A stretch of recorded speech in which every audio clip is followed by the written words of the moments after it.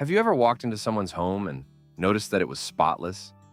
Not because they were expecting guests, not because they spent the whole weekend deep cleaning, but simply because it is always that way. And you find yourself wondering, how do they do it? What is different about them? Are they just more disciplined? Do they have more time? Do they simply enjoy scrubbing baseboards more than the rest of us? Know what's interesting? Most of the time, the answer is no. Here's what I have discovered. Those people are not just cleaner. They are wired differently. And I do not mean that in any mystical sense. I mean it literally, neurologically and psychologically. The person who keeps their house clean every single day is operating from a completely different mental framework than someone who cleans only when things get out of hand.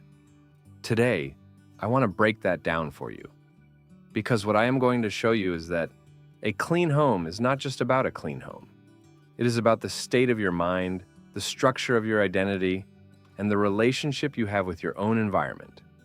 And if you have ever felt that a messy room drains you, causes anxiety, or quietly suffocates you, then this video might just change how you think about your space forever.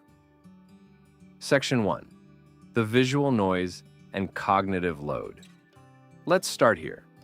Your brain does not distinguish between your inner world and your outer world as precisely as you might think. The space you live in is constantly sending signals to your nervous system. There is a concept in environmental psychology called cognitive load. Now, cognitive load is simply the amount of mental effort your brain is using at any given moment. And here's what the research at places like Princeton and UCLA has shown. Physical clutter competes for your attention, even when you aren't looking at it. Every pile of unwashed laundry, every stack of unread mail on the counter, every dirty dish, your brain registers all of it as unfinished business. In the world of psychology, we call this the Zeigarnik Effect. It's the tendency of the human brain to remember uncompleted tasks more than completed ones. So, if you are sitting on your sofa trying to relax, but there is a pile of shoes in the corner, your brain is actually looping. It's whispering, you need to move those. You haven't finished that. Your messy room is not just irritating.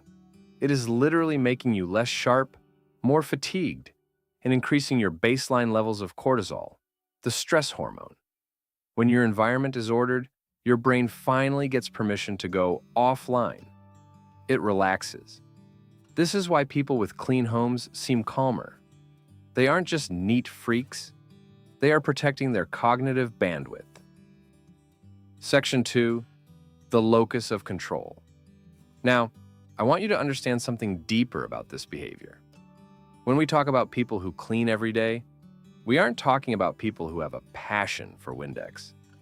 Let's be honest. Who actually enjoys vacuuming?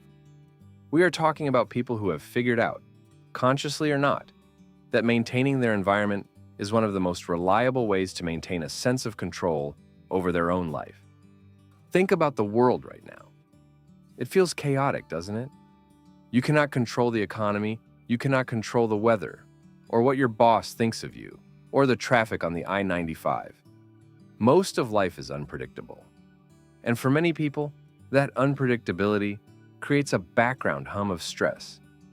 But your kitchen counter, that you can control, whether the bed is made or the floor is swept, those are entirely within your domain.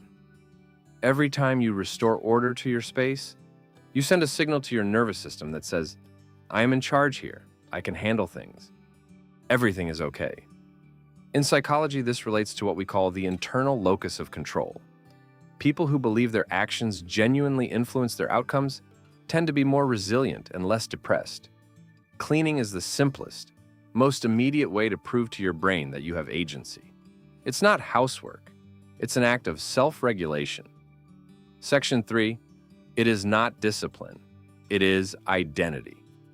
Now, here's the real key, and it brings me back to what I talk about constantly: identity. People who keep their homes clean are not doing it because they have superhuman willpower. That's a myth. If you think you're just a messy person, you're falling into a trap of fixed mindset. Behavioral psychology tells us that we act in alignment with who we believe we are. If your identity is, I am a person who takes care of my space, then cleaning isn't a chore. It's just a Tuesday. It's automatic. This is rooted in cognitive dissonance research. If you see yourself as a high-standard person, but your sink is full of old food, it creates dissonance, a mental discomfort. You clean the sink, not because you want to, but to resolve that discomfort and return to your true self.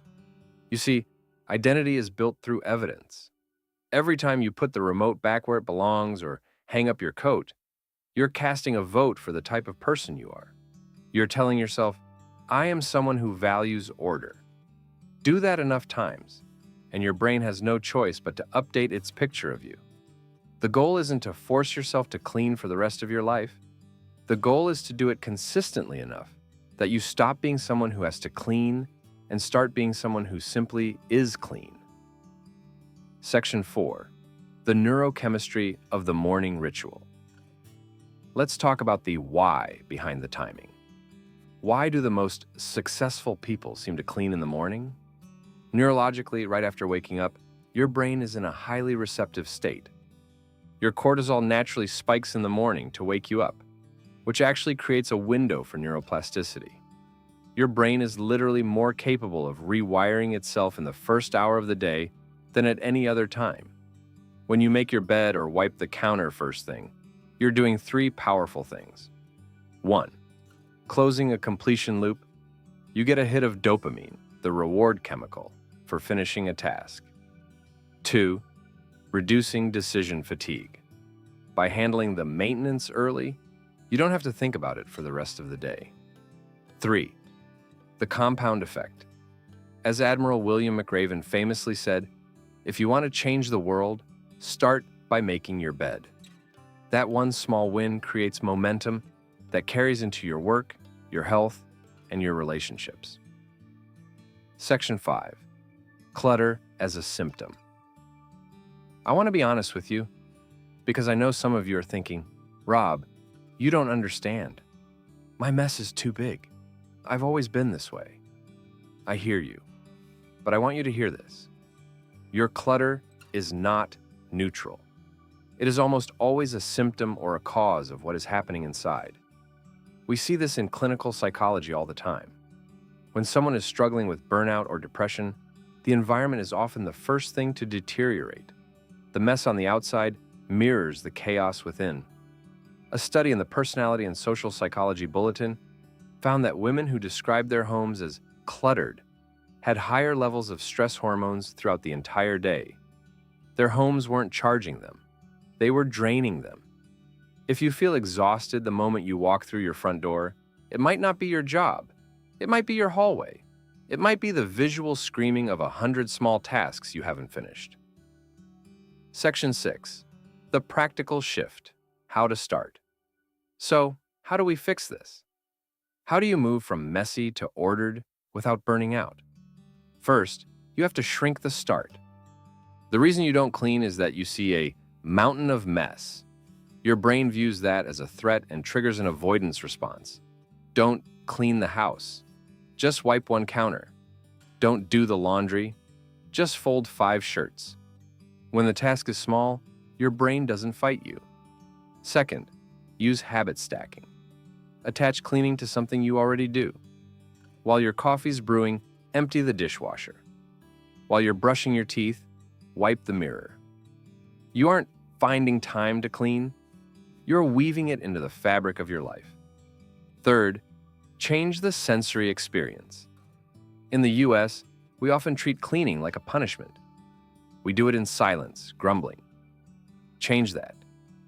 Put on a podcast, put on your favorite music, open the windows. Turn it into a sensory reset. Conclusion. What you deserve. I want to close with this because it's the most important thing. Your home is a physical expression of your standards. It reflects what you believe you deserve. When you keep your space clean, you're sending a daily message to yourself. I am worth the effort. My peace of mind is worth 10 minutes of tidying. I deserve to live in a place that respects me. Imagine coming home tonight. You open the door, and instead of piles of mail and dirty floors, you see clear surfaces. You see order. You see a space that is ready to support you. Doesn't that feel different? So, here's my challenge for you. For the next 7 days, pick one zone. Just one. The kitchen island, your nightstand, or the bathroom sink. Keep it spotless for 7 days. Don't do it for the cleanliness. Do it to see how it changes your brain. Do it to see how it changes your focus.